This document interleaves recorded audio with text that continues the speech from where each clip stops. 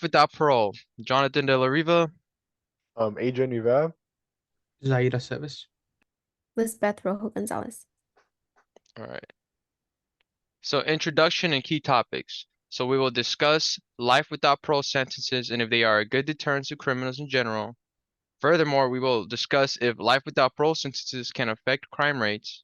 Additionally, we will discuss some of the long-term implications of life without parole, and we will also elaborate if life without parole is widely accepted by society. Finally, we will detect some characteristics that most influence life without parole.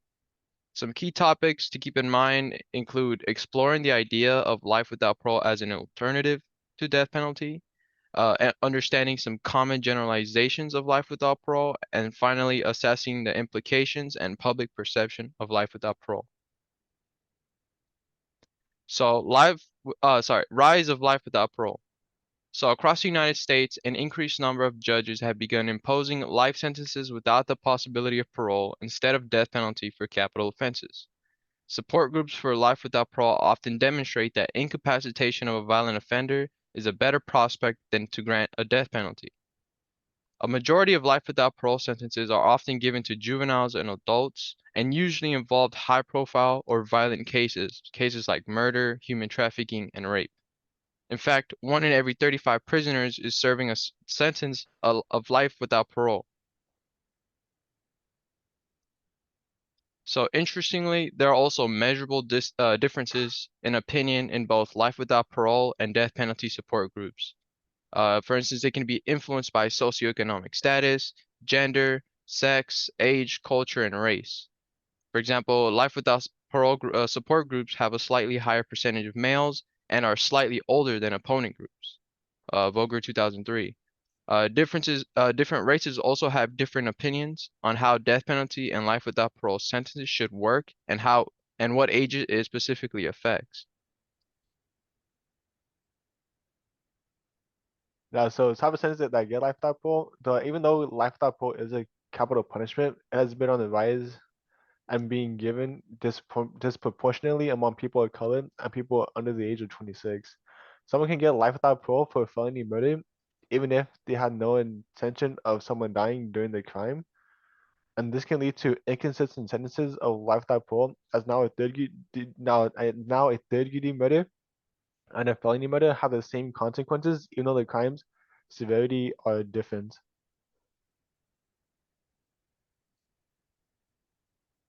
So some common generalizations found in life without parole.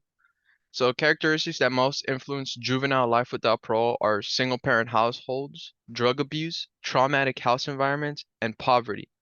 Socioeconomic factors can be major influences on crime and probably the reason for why crime exists. Common are also family disruptions and family dysfunction. So people that have trouble, with maintaining relations with their family, and as well as learning challenges and behavioral challenges at school. Most people who are involved in crime often suffer from these issues. And then lastly, poverty with all of its attendant disadvantages is a major influence in nearly all cases of juvenile life without parole. So with sentencing someone to life without parole, there are impacts. Some of these impacts include fiscal impacts. Um, we know that older prisoners tend to cost more on average, as when someone gets older, they will have more health problems. So these cost more to treat, and it is completely on the prison. Life without parole sentencing can also produce a small reduction in crime. However, they're no more effective than sentencing someone to life with parole. And then another impact that happens is severe mental health problems for inmates who are sentenced to life without parole.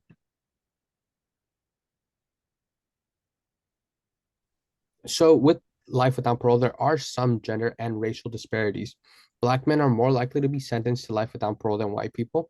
Black women are more likely to be sent to receive a life without parole sentence than Hispanic women. And Black people are twice as more likely to receive a life without parole sentence than white people. Men are also more likely to receive a life without parole sentence. However, throughout the last few years, more women have been receiving life without parole sentences. So, as we can see here, men and Black people are often the most affected with life without parole.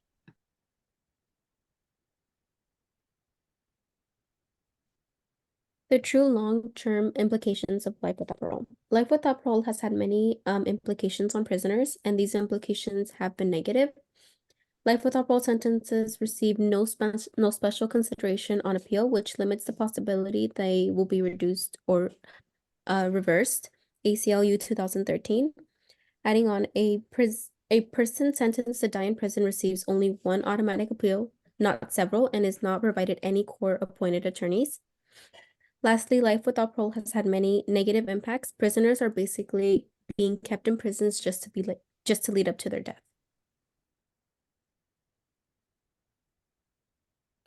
So with life without parole, there is another long-term effect, which is the mental health effect on prisoners. So in the US prison system, 6% of all deaths are caused by suicide. And although this may seem like a small number, it is the second leading cause of death in all American prisons. So these suicidal thoughts and the mental health effect are caused because prisoners often live in fear and stress. This is because prisons are violent places and there's a lot of gang and violent activity. So this causes the prisoners to often fear and stress for their life, resulting in a decline in their mental health. Longer prison sentences cause higher levels of depression and anxiety due to the fact I stated before, as well as the lack of support prisoners often feel by their families. This results in many of the prisoners turning to drugs um, as a way to cope. And women who are sentenced to life without parole also have higher levels of anxiety and depression. And these levels worsen if the woman has experienced abuse in her life. Um, life without parole causes severe mental health struggles and should be really thought out and researched when a judge sentences someone to life without parole.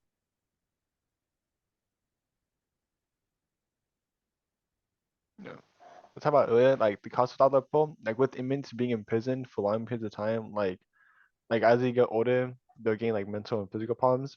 And right now, the cost to maintain a prison is high, and it's also ooh, and it's also coupled with the fact that that is also increasing prices for maintaining programs and institutes as well.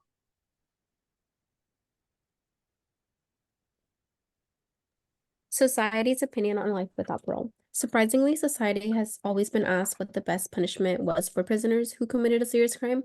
Society's opinion has actually drastically shifted from believing that death penalty was the best option to now believing that life without parole was the best punishment. Anonymous, 2019.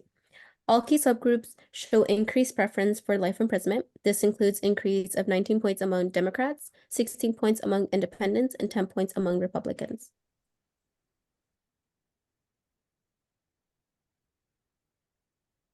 In conclusion, life without parole is a complex topic with many different views and programs and problems.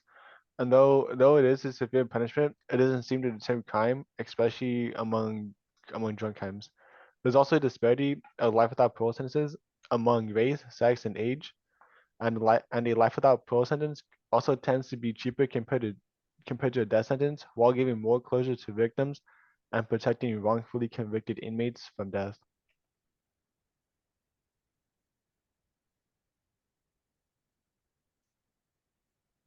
Right.